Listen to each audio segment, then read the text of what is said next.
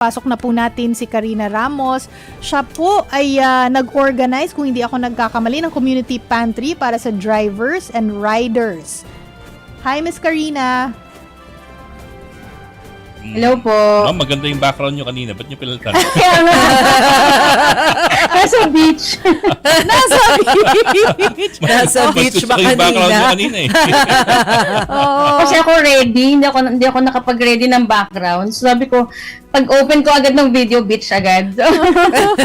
Ma'am Karina, itong unang-una congratulations dahil talagang gumawa ka ng sarili mong initiative para sa panahon ng crisis na para sa iba hindi crisis. Pero anyway, ano po yung mga pinamimigay po ninyo dito sa inyong community pantry po? Pagkain lang po ba o sige, ano po? Pagkain lang po. Ang nangyari po, bali kami pong mga kananay namin sa eskwelahan po namin, kami po yung nakaisip na magsagawa po ng community pantry. Ang nangyari po kasi niyan, 2 days na po kami nag-garage sale. Yung mga pre-love po namin na mga gamit sa bahay, so inipon po namin yon para po magbenta po, para karagdagang funds para po sa school po sa amin, ng mga anak namin. Mm-mm. So ngayon po, nung first day po ng garage sale namin, puro riders po talaga yung namin, mga customers namin.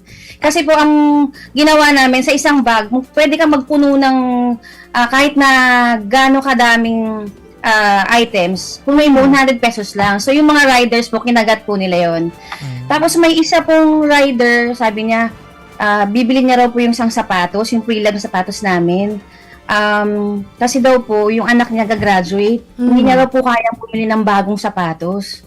So, naantig po yung puso namin. Sabi namin, ako, sa sobrang mahal nga naman ng gasolina, konti na lang talaga yung naiuwi sa pamilya niya. So, sabi namin, kagabi lang po namin naisip, sabi namin, bibili na tayo ng bigas, itlog, saka noodles. Alam niyo, yung pantawid lang na isang gabi para lang hindi man namin matulungan yung mga riders o mga drivers. Kahit papaano po may konting, alam niyo po, konting tulong lang po. Dinagsa po kami kanina, sobrang isang oras lang po nangyari yung community pantry. Naubos na po yung 85 packs namin ng mga bigas. Oo. So once pa lang to nangyari po, no? Magkakaroon pa ba ng second, third time or many more times po? Mauulit pa po ito, so bago po matapos yung school year, baka next week po, maglilikom lang po uli kami ng namin ng konting, alam niyo po, pambili po ng mga, kasi marami pong mga nag-offer, ba't daw di nila nabihan. So marami nag-offer ng pang-donate. So mauulit po ito next week.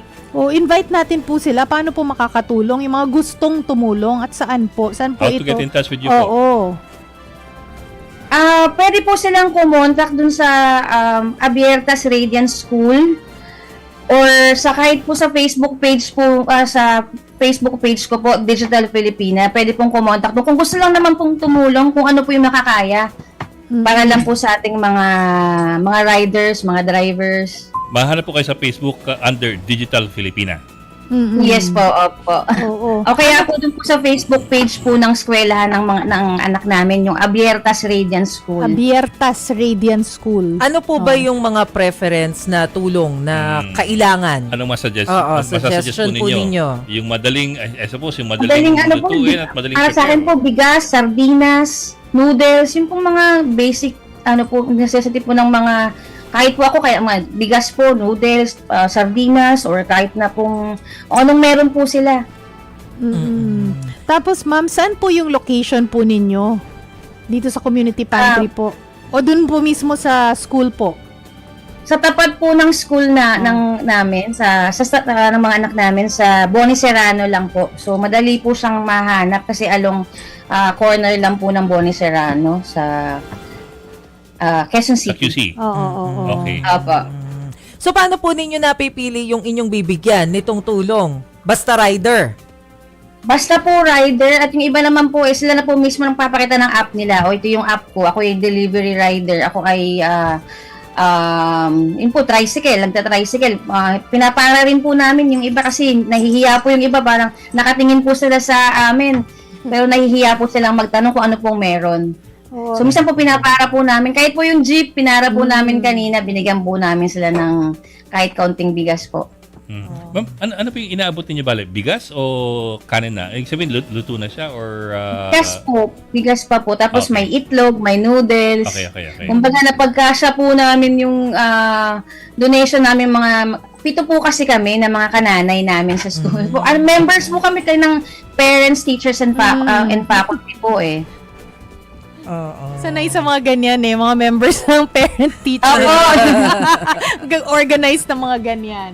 Oh. Ganyan po sa kasing ginagawa talaga namin. Nag-iisip po kami ng project para po sa ikaiunlad ng eskwelahan namin. Kasi magmula po nung pandemic, kumonti po yung enrollees ng eskwelahan. So, pinapaganda po talaga namin yung tapat ng school, yung mga halaman, para po marami maengganyo na mag-enroll. Kasi gusto rin naman po namin na magpatuloy po yung eskwelahan. Kasi po, nag-o-offer po ang school namin ng diverse learning po kasi. So, may mga special education po, mga kumbaga po, yung mga children na may special needs, ayun po, meron din pong silang ino-offer doon. Kita ko sa video, hindi lang bali rider pati mga jeepney driver Oo, So I suppose pinapara nila. riders and drivers, Yes. people who make a living dun sa kalsada. Opo. Naglagay po kasi kami talaga ng signage na parang para sa mga drivers at riders muna. Yun po yung kumbaga, wala naman pong talaga, kumbaga, alam naman po nila na, alam niyo naman po yung crisis, ang mahal ng gasolina. So, yung iba pong mga dumadaan, pinipicturean po kami. So, alam naman po nila na para sa mga riders talaga yung pinamimigay namin.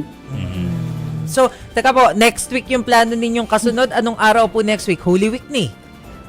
Monday and Tuesday po kasi yun po Holy Week na nga po. So Monday and Tuesday po yung next namin. So ayan po, kung nais nyo na naman pong magbigay ng tulong. Kung may magandang Ayun loob po dyan, hanapin nyo lang ang Digital Filipina Sa Facebook. at mag-message po kagad Facebook po. sa Digital Filipina. Oh. Yan. Tama po. Tama. Opo. Kaya sa school, abiertas pa po. Abiertas Radiant School Radiant Incorporated. Kaya RC Moms. RC Moms, opo. Okay.